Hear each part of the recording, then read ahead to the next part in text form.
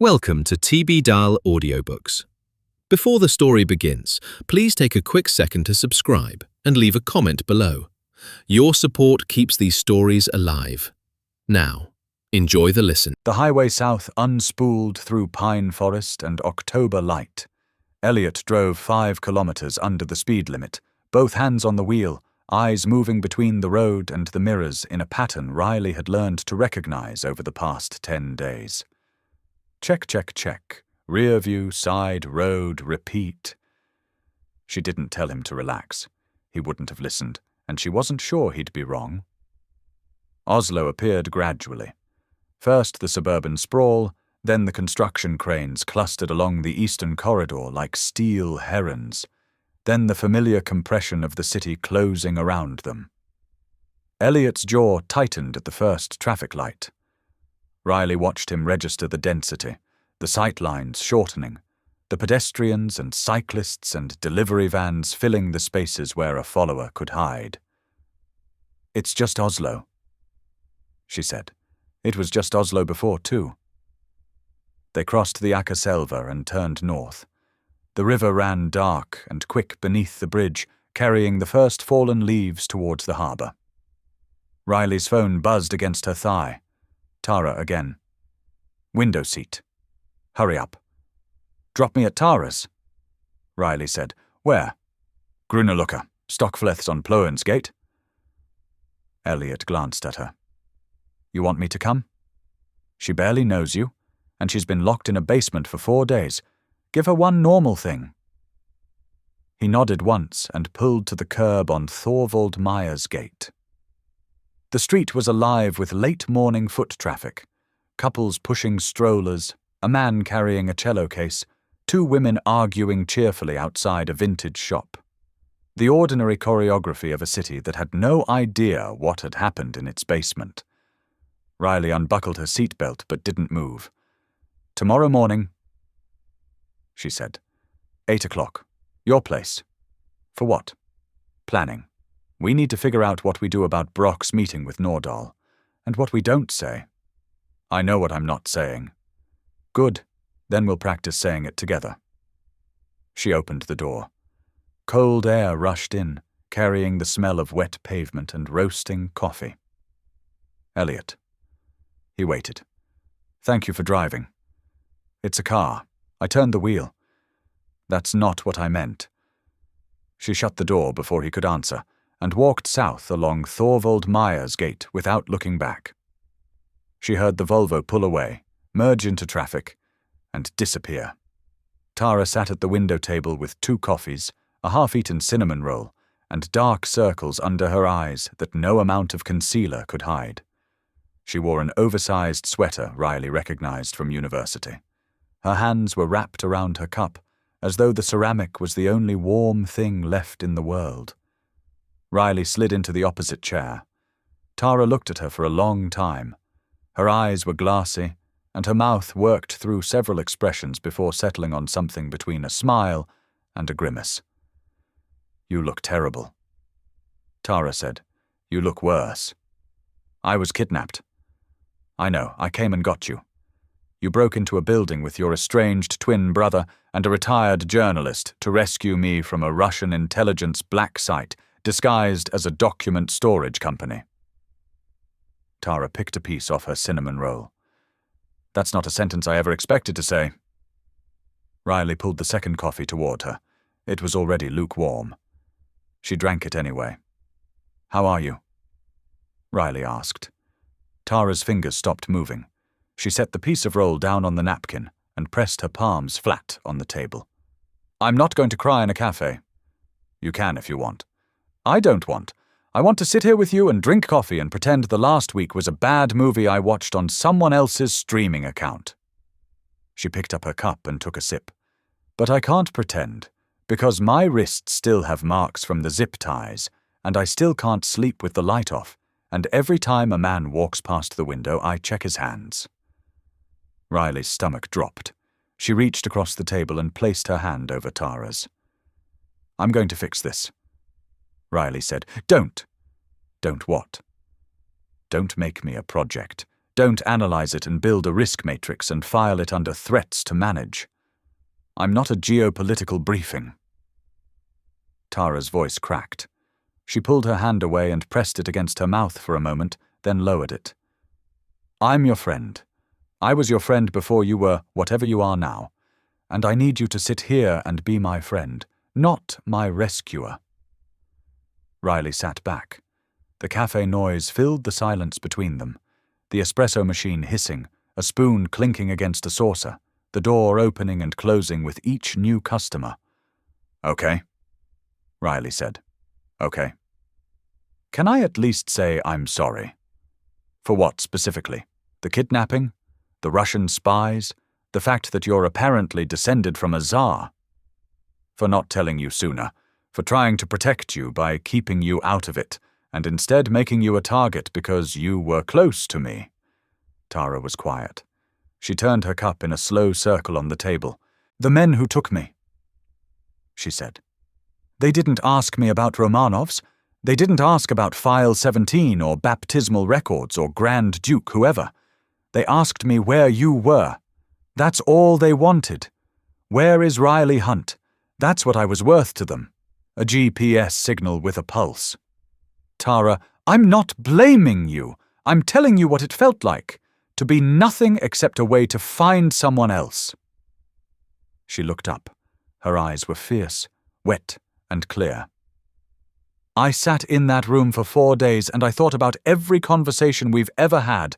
Every time I told you to slow down, every time you said you were fine when you weren't, and I kept thinking, she's going to come. She's going to figure this out, because that's what Riley does. I almost didn't. I almost traded the documents instead. But you didn't. Because Elliot talked me through it, and because Maren had a photographer, and because you're you. Tara picked up her cinnamon roll and tore it in half. She put the larger piece on a napkin and slid it to Riley. Eat something. You look like you haven't slept since I last saw you. Riley took the cinnamon roll. The sugar dissolved on her tongue, like a memory of the life she'd had 2 weeks ago. They sat in the window and watched Oslo walk past. Tara didn't ask about the Romanovs. Riley didn't offer. For 30 minutes, they just sat there. 2 women in a cafe. One of them holding her coffee with hands that still trembled. When Riley left, she held Tara for a long time in the doorway. Tara's arms were tight around her shoulders, and her breathing was uneven, and Riley could feel the faint vibration of something held back. Every hour, Tara said into her shoulder. You text me every hour. That was your rule. It's still my rule. It will always be my rule. The article hit the international wires that afternoon. Maren's first piece, The Criminal Investigation, had run in Aftenposten's morning edition and spread through the Scandinavian press within hours. By noon, Reuters had picked it up. By 2 o'clock, the BBC, Le Monde, the Washington Post, Der Spiegel, and the New York Times were all running versions. Some focused on the intelligence operation, some focused on the kidnapping, some focused on the Romanov claim. Most got parts of it wrong. Riley sat in her Grünerlöcker apartment, the first time she'd been home in 11 days, and watched the story multiply on her laptop. Each outlet grafted its own framework onto the raw material. The Guardian framed it as a Russian hybrid warfare case study. Fox News ran a segment about lost princesses. A German tabloid published a side-by-side comparison of Riley's photograph and a portrait of Grand Duchess Anastasia, as though bone structure could prove dynastic succession. Her phone rang 14 times. She answered none of them. 3 voicemails were from media outlets she'd never heard of. One was from her office at Eriksson and Lindgren, Jonas Vikenes in HR, asking her to call back regarding her employment status. One was from a number she didn't recognize with a Moscow country code. She deleted that one without listening. At 4:30, Anders Broch called. She answered. "Have you spoken to anyone?" He said without preamble. "No." "Good, don't. Nordahl confirmed the interview tomorrow at 10. I'll be present throughout. The scope is the criminal investigation. Rask's murder, the facility, Tara's abduction. If they push toward the bloodline material, I'll redirect. They'll push. Of course they'll push. But you're a witness and a victim, not a suspect. Nordahl understands that. The problem isn't the police. The problem is what happens after you leave the building. Riley pulled her curtain aside. Tofter's gate was quiet. No parked sedans. No men pretending to check their phones. "What's happening with Volkov?" she asked. "PST is treating the facility as part of a foreign intelligence operation.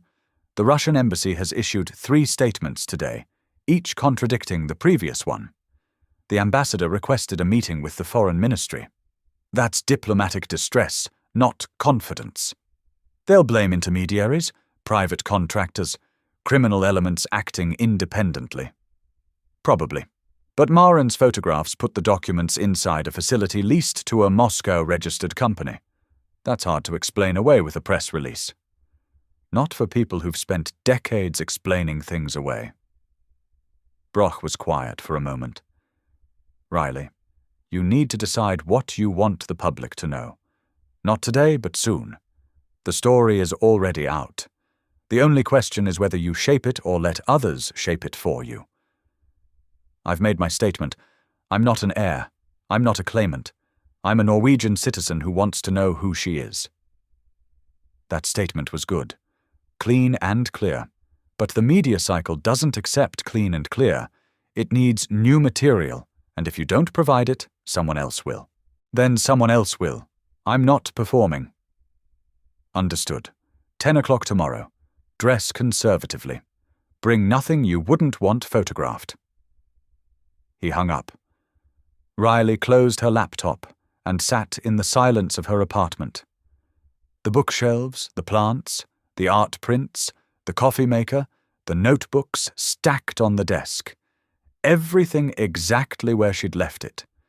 Except the apartment felt smaller, as though the walls had contracted while she was gone, pressing the old life into a tighter frame.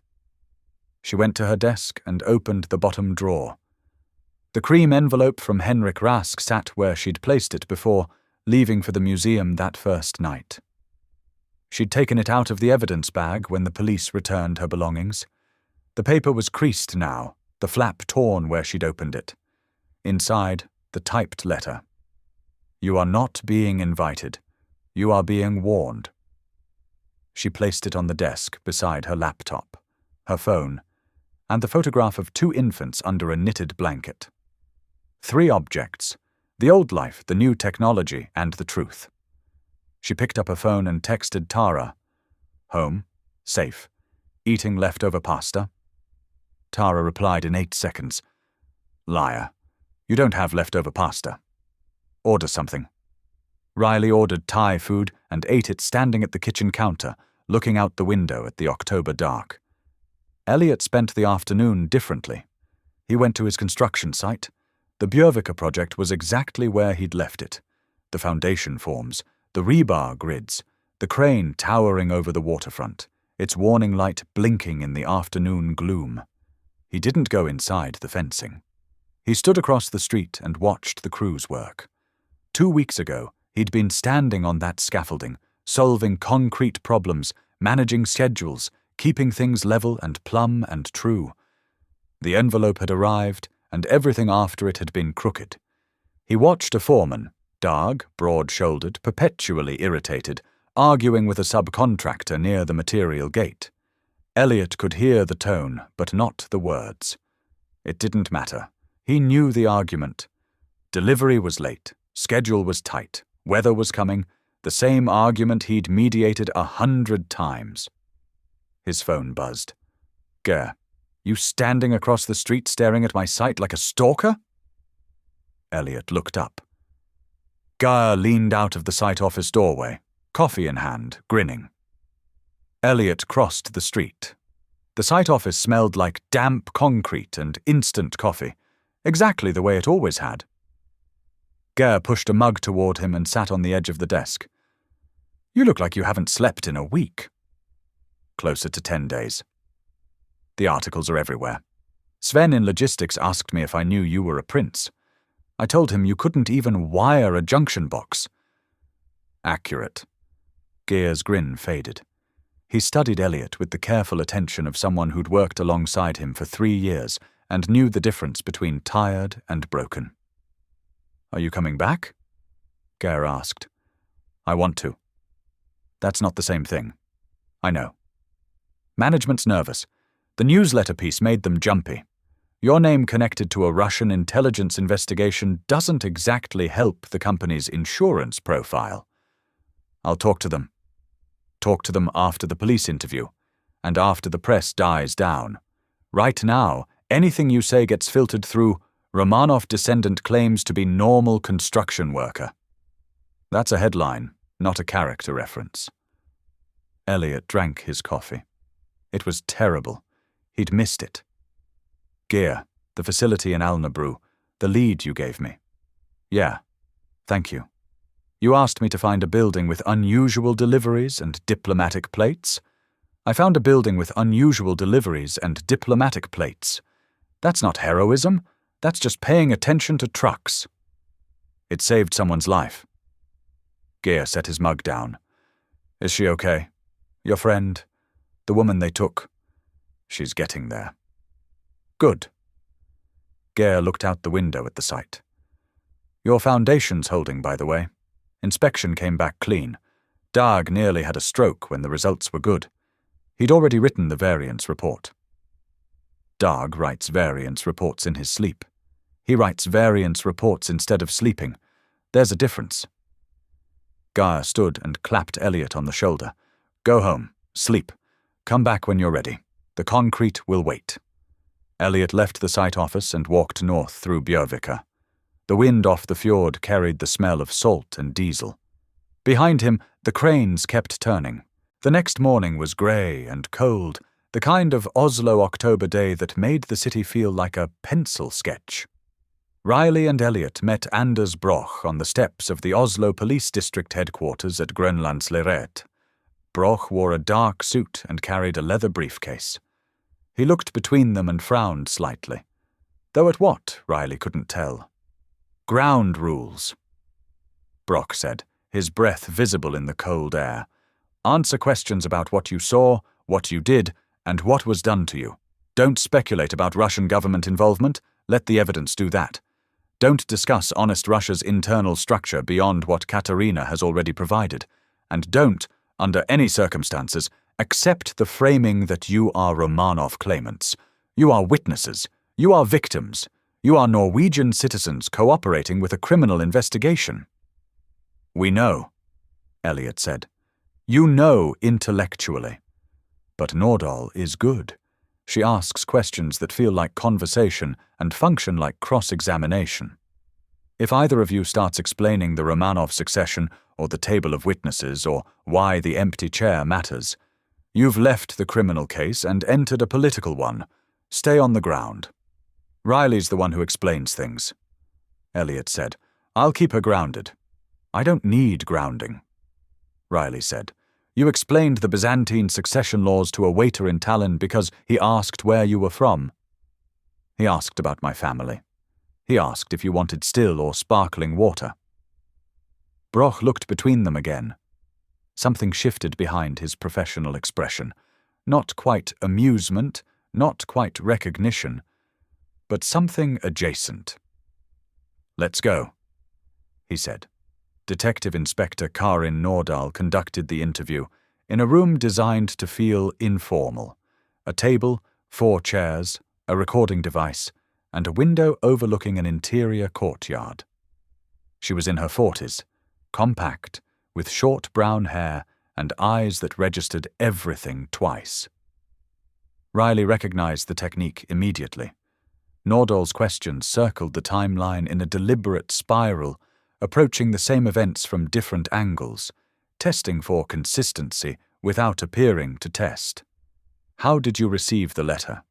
What time did you arrive at the museum? Describe the man who delivered the envelope. What did you touch in the basement? Why didn't you call police immediately? Riley answered precisely. She'd prepared for this the way she prepared for client briefings. Facts organized, emotional content controlled, language clear. Elliot answered differently. Shorter sentences, more physical detail. He described the museum corridor by its dimensions, its lighting, its temperature. He described Henrik Rask's body by position and posture, not by the emotional impact of finding a dead man. Dahl moved through the timeline methodically. The envelopes, the museum, the police station, Rask's apartment, the surveillance at the Munch Museum, the Kampen safe house, the meeting with Katarina, the drive north, the ferry, Helsinki, Porvoo, the missing baptismal record, Tallinn, the return to Oslo, the rescue of Tara. When she reached the Norse Secure Solutions facility, she slowed. You entered a private building without authorization. We entered through an unlocked maintenance corridor. Riley said. The facility was operating as a front for an intelligence operation. Our friend was being held inside. You could have contacted police. We did contact police, through Maren Lund, who alerted authorities simultaneously with our entry. We also left the original documents in place to preserve the chain of custody. Dahl made a note. The photographs you took inside the vault, you've provided these to Aftenposten? Yes, and to PST through Anders Brock. Why not to us first? Because Henrik Rask reported to a museum consultant network that included people with institutional access. Riley said. Because Tara Morgan was kidnapped from a public street in Oslo. Because the Russian embassy has diplomatic channels that move faster than criminal investigations. We needed the evidence in public record before it could be classified, sealed, or diplomatically negotiated away. Brock placed his hand flat on the table. A small gesture, barely visible, but Riley felt its meaning. Enough. She'd crossed from answering to arguing. We cooperated fully with PST the moment we returned to Norway. Brock said, My client's priority was the safety of Tara Morgan and the preservation of evidence. All materials have been made available. Dahl studied Riley for a moment. There was no hostility in her expression. There was something more useful. Professional respect tempered by the controlled irritation of someone whose investigation had been complicated by civilians who understood media strategy better than most detectives. One more question, Dahl said. The evidence in the vault, the baptismal record, the DNA analysis, the letters. Do you believe this material proves what Honest Russia claims it proves? Brock opened his mouth. Riley answered first. I believe the material is genuine. I believe it documents a family connection that was hidden from me and my brother for 27 years. I believe people were killed and kidnapped to suppress it. What it proves about Russian dynastic history is a question for historians, not for me. I'm not making a claim. I'm asking for an investigation. Dahl turned off the recorder. Off the record, she said. I've been a detective for 19 years. I've worked homicides, organized crime, and counterintelligence liaison cases. I have never seen a case where the victim understood the perpetrator's strategy better than the investigating team. That's either very helpful or very dangerous. I haven't decided which. I used to do this for a living, Riley said. Analyze how states behave when they're threatened. I just never expected to be the threat. They stepped out of the police building at 12:30. The sky was the color of wet aluminum. Brock shook their hands and left with instructions to call him before speaking to anyone else. Riley watched him fold into a taxi and disappear. That went well, Elliot said. She doesn't trust us completely. She doesn't need to trust us. She needs to investigate what we gave her. And she will. But she'll also investigate us. Every inconsistency, every gap, every moment where our story depends on Katarina's corroboration or Maren's photographs instead of physical evidence. That's her job. I know. Riley pulled her collar against the wind. I just spent 2 hours answering questions about the worst 2 weeks of my life, and I feel like I'm still performing. You weren't performing in there. Wasn't I? Every answer was calibrated, every sentence structured to protect our legal position while advancing the investigation while avoiding the Romanov framing. That's not honesty, that's strategy. Sometimes they're the same thing. They walked east along Grönlandsläret. The street was busy with lunch traffic, and no one looked at them twice. Not yet. The photographs in the articles were grainy, taken at distance. Riley's face was recognizable only to people who already knew her. That would change. She could feel it approaching like weather. "I need to call Eriksson and Lindgren," she said. "Today?" "Today. The suspension's been in place for 3 days. If I wait longer, they'll make the decision for me." "What are you going to say?" "I don't know yet. 2 weeks ago I would have fought for reinstatement. I would have prepared a memo, cited precedent, framed my media exposure as an institutional opportunity rather than a liability. I would have made myself indispensable. And now?" Riley stopped walking. They stood at the corner of Grönlandsläret and Schweigard's gate, beside a bus stop, where an elderly man was reading Fiji. The front page carried Maren's byline and a photograph of the Norse Secure Solutions building.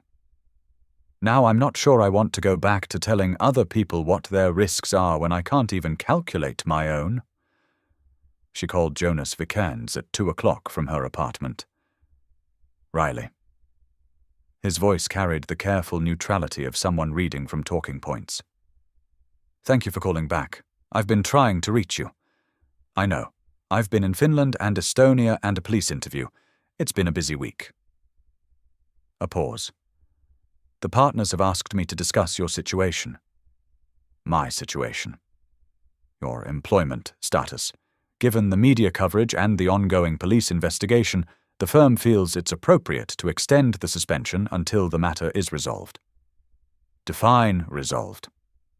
"When the police investigation concludes and the public attention subsides to a level that no longer presents reputational concerns for the firm." "So indefinitely." Another pause. "The partners are prepared to offer a separation package, 6 months' salary, a neutral reference, mutual non-disclosure regarding the circumstances." Riley sat on her couch and looked at the bookshelf across the room. International relations theory, geopolitics of energy, strategic communication in crisis, the architecture of authoritarian resilience, books she'd read and annotated and used to build a career advising people who would never face the consequences of the risks she assessed for them. "Tell the partners I'll consider the package, and tell them that if any client asks why I left, the neutral reference should mention that I successfully identified and survived an active Russian intelligence operation targeting Norwegian citizens on Norwegian soil. That's the kind of risk assessment most consultants only read about." She hung up before Vikernes could respond. The days that followed settled into a strange rhythm. The media cycle burned hot for 72 hours and then began to fracture. Maren's investigative pieces held the center, supported by verification from the Dutch consortium and Norwegian archival experts. Around that center, the coverage spun outward into wilder orbits. A Russian monarchist forum declared Riley and Elliot the legitimate heirs to the throne of all the Russias. A British tabloid ran a feature titled The Viking Princess, with a photograph of Riley in running clothes. An American podcast devoted 4 hours to a theory that File 17 was a CIA fabrication designed to destabilize the Russian government. Riley read all of it. Elliot read none of it. "You're poisoning yourself," he said when he found her at 2 a.m. on her laptop, scrolling through a Reddit thread that compared her facial bone structure to a 1913 portrait of Grand Duchess Tatiana. "I need to know what the narrative is doing." "The narrative is doing what narratives do, growing in every direction. You can't control it." "I'm not controlling it, I'm monitoring it." "You're monitoring it at 2 a.m. with cold tea and a posture that would make a chiropractor cry." She closed the laptop. He was right. She hated that he was right. She hated more that she'd spent the past 2 hours reading strangers' opinions about her cheekbones instead of sleeping. "How do you not look?" she asked. "I build things. I can hold a level and read a plumb line and tell you whether a wall will stand or fall. I can't do that with the internet. The internet has no level, nothing is plumb. Looking at it doesn't tell me anything useful about whether the structure holds. That's either very wise or very avoidant. Both." He took the laptop from the table and put it on the highest bookshelf. Sleep. He'd started coming by every evening. Not announced, not scheduled. He'd appear at her door around 7 with takeaway from the Thai place on Markveien or the falafel shop on Grünerløkka, and they'd eat at her kitchen table and talk about things that mattered and things that didn't. His foundation work at Bjørvika, her conversation with Jonas Vikernes, whether the building across the street was going to be renovated or demolished, how much milk to put in tea, whether their biological mother had liked tea or coffee. That was the question underneath all the other questions, the one they circled without landing on. Anna Nikolaisen, Henrik Voss, their parents' names, their parents' faces, unknown, their parents' fate, uncertain. Katarina had said they were removed from the situation. She'd said she couldn't confirm whether they were alive. The careful phrasing of someone who'd spent a lifetime hiding truth inside technically accurate language. Riley turned it over in her mind constantly. Removed, not killed, not died. Removed. By whom? The keepers, the restorationists, Russian operatives. Was removed a euphemism for murder or a description of extraction? Were Anna and Henrik Voss buried in unmarked graves or living under false names in a country where winter felt familiar? She didn't say this to Elliot in the first few days. She didn't need to. She could see him thinking the same thing in the way he paused sometimes mid-sentence, his gaze drifting to the photograph on her desk, the 2 infants, the blanket, the handwriting.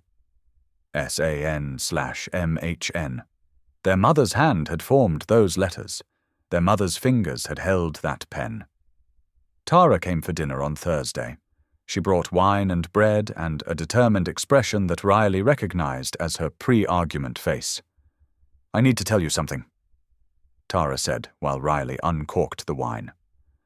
"That sounds ominous." "The Munch Museum offered me leave, indefinite leave, for my well-being and recovery."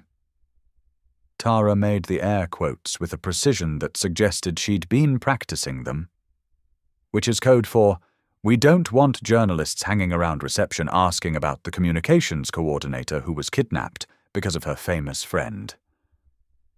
Riley set the corkscrew down. "Tara, I'll call them. You will not call them. This is my job, my problem, my conversation to have." Tara poured 2 glasses and handed one to Riley. "I told them I'd take 2 weeks, then I'm coming back, and if any journalist asks me anything, I'll refer them to the museum's official communications channel, which happens to be managed by me.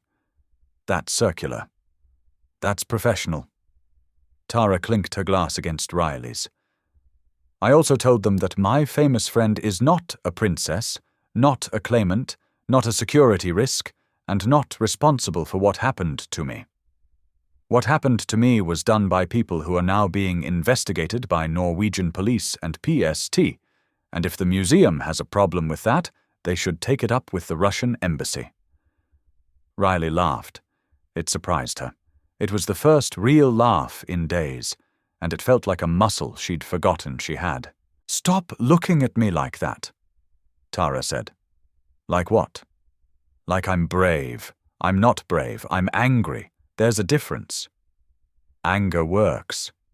Anger works beautifully, especially in communications. You should try it sometime instead of your whole Ice Queen analyst thing." "I don't do an Ice Queen analyst thing."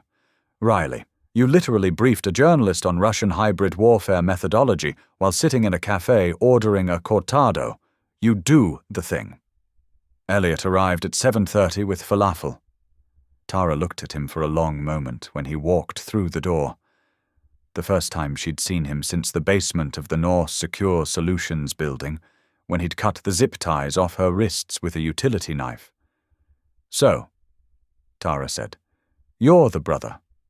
I'm the brother. You're taller than I expected. I get that." Tara studied him the way she studied everyone, directly, without pretense, reading the surface and the structure beneath it. "Thank you," she said, "for the knife.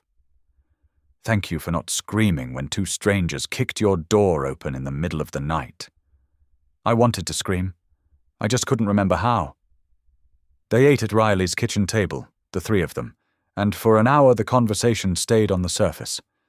Tara's leave, Elliot's construction timeline, the weather, the fact that Riley had no food in her refrigerator, the fact that Elliot had reorganized Riley's spice rack without asking. "He does that," Tara said to Riley. "He just fixes things, without asking." "It's a character flaw," Elliot said. "It's a sibling trait." Tara said, "You both do it. You just fix different things. She fixes arguments. You fixed shelves." The observation landed quietly. Riley looked at Tara, then at Elliot. He was leaning back in his chair with his arms crossed, and Riley saw the faintest shift in his expression, a softening around the jaw, a loosening in the shoulders. He'd been recognized, not as a Romanov descendant, not as a military-trained construction engineer, as a brother. "I should go," Tara said at 9. She gathered her coat and bag and paused at the door. "Riley, yeah, whatever you decide to do next, about the job, the name, the family, all of it, you decide it for you, not for history, not for Russia, not for any organization with a table and an empty chair and 100 years of guilt. I know. And text me. Every hour. Every hour." Tara glanced at Elliot. "Keep her fed." She left. The apartment settled. Elliot helped Riley clear the dishes. They worked in the comfortable silence of people who'd learned each other's rhythms in an accelerated and violent crash course, and who were now discovering what those rhythms felt like in ordinary time. "She's strong," Elliot said. "She's the strongest person I know. She's going to have a hard time, the next few months." "I know." Riley dried a plate and put it in the cupboard. "We all are." On Friday, Riley met Marianne and Eric at their Holmenkollen house. The meeting had been arranged by text, short, careful messages that carried the weight of everything unsaid. The house was the same. The garden, the white fence, the birch tree in the front yard that had been there since Riley was 7. She'd climbed it once and torn her favorite coat, and Marianne had repaired it that evening without comment, and Riley had never climbed the tree again. She stood at the gate for a long time before going in. Marianne opened the door. She looked older than she had a week ago, in the tea room at the hotel. The skin beneath her eyes was papery and dark. Eric stood behind her in the hallway with his hands in his pockets, a posture Riley recognized as his version of not knowing what to do. They sat in the living room, the same furniture, the same photographs on the mantel, Riley at graduation, Riley at her first job, Riley running the Oslo half-marathon. No photographs of a baby named Sophia. No photographs of a twin. "I'm not here to fight," Riley said. Marianne's shoulders dropped half an inch. "I'm here because you raised me. You fed me and clothed me and drove me to school and helped me with my homework and taught me to ski and came to every event I ever cared about. That's real? I'm not erasing that." Eric cleared his throat. But you also lied to me. Every day. About who I am. You had a reason. I understand the reason. Henrik Rask told you we were in danger and you believed him. And protecting me felt more important than telling me the truth. I understand that calculation. It wasn't a calculation, Marianne said. Her voice was rough. It was fear. Pure fear. They told us what would happen if the wrong people found you. They showed us files, photographs, surveillance records. They said your life depended on silence. What parent hears that and chooses differently? I don't know. I'm not a parent. No, you're not, and I hope when you are, you never have to make a choice like that. I hope so too. Riley leaned forward. I need you to do something for me. Anything. Stop protecting me from the truth. Whatever else you know, about Anna, about Henrik Voss, about the adoption, about honest Russia, about anything Rask told you that you haven't shared yet, I need all of it. Not tomorrow. Not when it's safe. Now. Marianne looked at Eric. He nodded slowly. There was a letter. Eric said, From your mother. Your biological mother. Rask gave it to us when you were 3 years old. He said to keep it sealed until you were old enough, and then he said to keep it sealed until it was safe, and then he stopped visiting, and we never heard from him again. Where is the letter? I gave it to the police. To Nordahl. After our meeting at the hotel. Riley sat very still. What does it say? I don't know, we never opened it. In 24 years, you never opened it. It wasn't ours to open. Riley felt something shift inside her chest. Not forgiveness. That was too large and too complicated for a Friday afternoon in her parents' living room. But something adjacent. Recognition, perhaps, that the people who had lied to her had also kept faith in a way she hadn't expected. I'll get it from Nordahl, Riley said. Elliot met with Ingrid and Thomas the same afternoon at their home in Bærum. The conversation was quieter, shorter. Elliot sat in the kitchen where he'd grown up, drank the same brand of coffee his father had always brewed, and asked the same questions Riley had asked. Thomas produced a second letter, also sealed, also from Anna Nikolaisen, also given to them by Henrik Rask when Elliot was young. We should have told you, Ingrid said. Her eyes were red. You should have. We were afraid. I know. He took the letter. It was small, cream-colored, unsealed by anyone since the hand that wrote it. He didn't open it. He put it in his jacket pocket and finished his coffee. I'll come for dinner next week, he said at the door. Ingrid pressed her palm against his cheek. Her fingers were cold. He covered her hand with his for a moment, then turned and walked to the car. Saturday morning. Early. The harbour was silver under a thin October sun that couldn't commit to warming anything. Riley and Elliot sat on a bench near Aker Brygge, looking out over the Oslo fjord. A ferry crossed toward Nesodden, leaving a white line on the grey water. Riley held 2 sealed letters. Her own, retrieved from Nordahl that morning through Broch. Elliot's, still in its original envelope. We could open them now, she said. We could. Or we could wait. For what? I don't know. Until it feels right. Until we're ready. Elliot watched the ferry diminish across the fjord. I've been ready since the moment I found out she existed. Our mother. She's not an abstraction to me. She's not a genealogical line or a succession question. She's a woman who held us both and wrote our names on the back of a photograph and then lost us. You don't know she lost us. Someone did. Whether it was her choice or someone else's, the result is the same. 27 years of absence. He turned to face Riley. Open yours. Riley broke the seal with her thumbnail. The paper inside was thinner than the envelope, slightly yellowed, covered in careful handwriting. Small, precise letters. Blue ink. No date. She read aloud. My dearest daughter, if you are reading this, then the silence I chose for you has been broken. I hope it was broken by time, not by violence. I hope you grew up loved and safe and curious. I hope you ask questions that make powerful people uncomfortable. Your name is Sophia Anna Nikolaisen. You were born in Oslo on September 14th, 1999. You have a brother. His name is Mikael. When you last saw each other, you were 13 months old and he was holding your hand in his sleep. I cannot tell you everything in a letter. A letter can be stolen, copied, photographed, and used by people whose purposes are not mine. But I can tell you 3 things. First, your family is older and stranger and more dangerous than anything you imagined. The people who hid you did so because they believed your blood would make you a target. They were right, but they were also wrong to believe that ignorance was the same as safety. Second, there is more than one file. What they call File 17 is the part of the archive that leads back to you and Mikhail. It is not the whole archive, it is only the door. Third, I did not abandon you. I was taken from you by people who believed they were saving you.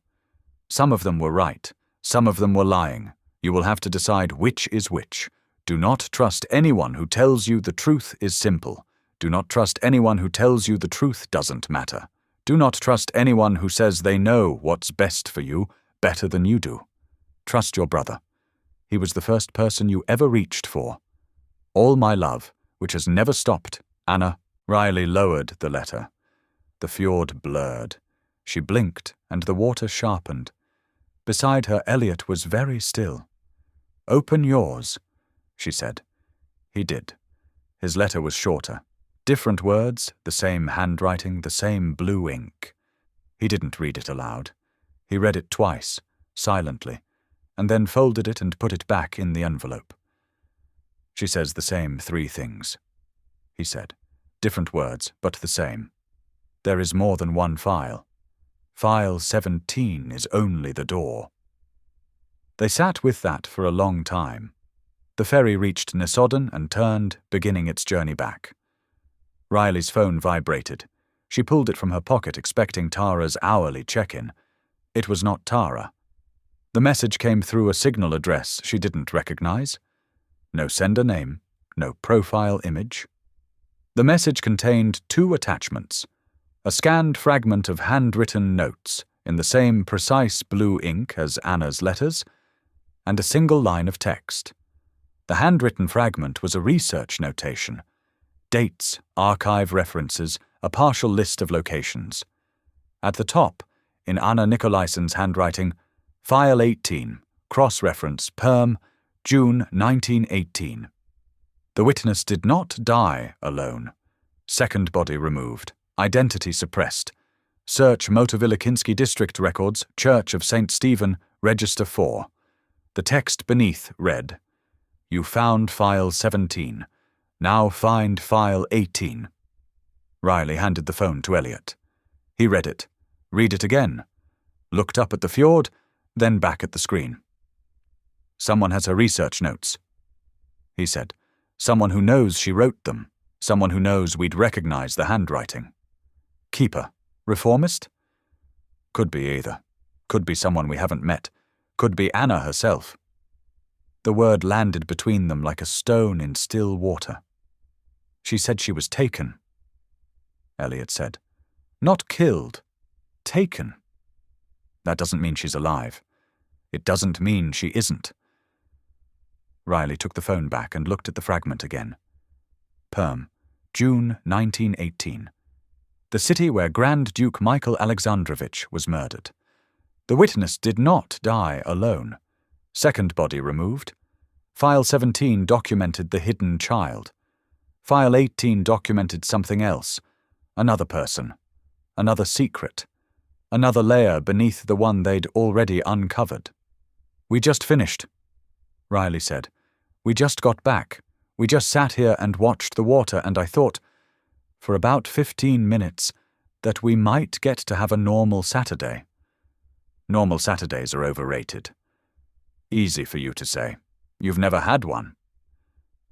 He almost smiled. What do you want to do? She looked at the letter in her hand. Anna's handwriting. The careful, precise strokes of a woman who had known she was writing to a daughter she might never meet, who had encoded warnings and love and instructions into the same paragraphs, who had understood that the truth was not one file but many, not one secret but a chain of secrets stretching back through a century of violence and concealment.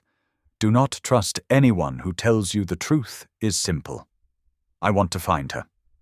Riley said, I want to find Anna, I want to find Henrik Voss. I want to find out what File 18 is and why someone thinks we need to see it now. That's a lot of wanting for someone sitting on a bench. It's a start. Elliot stood and offered his hand. Riley took it and pulled herself up. They stood side by side, facing the fjord, the city behind them, the water ahead. Together, he said. Together. They walked back into Oslo. The sun broke through the clouds for 3 minutes, turning the harbour gold, and then the clouds closed again and the city returned to grey. But the light had been there. They'd both seen it.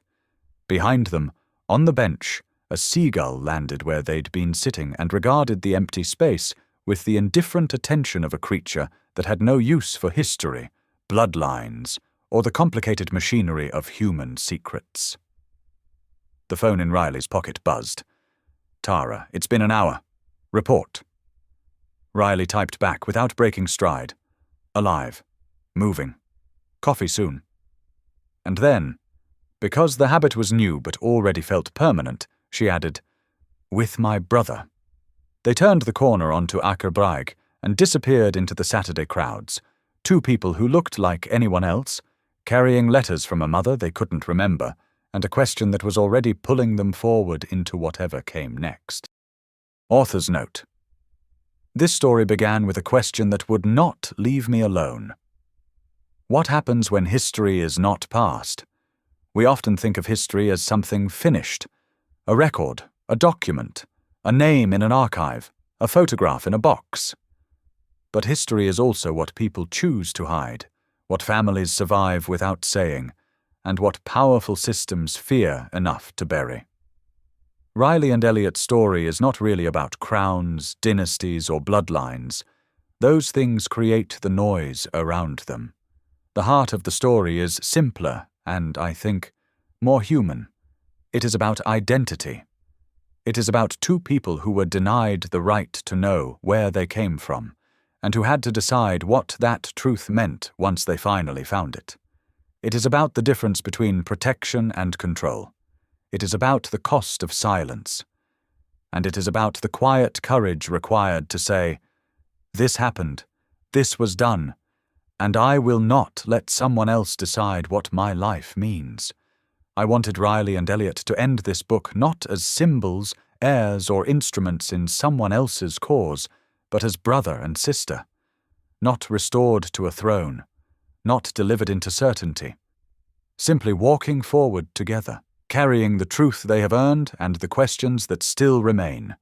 Because some stories do not end when the secret is revealed. They begin there. Thank you for reading.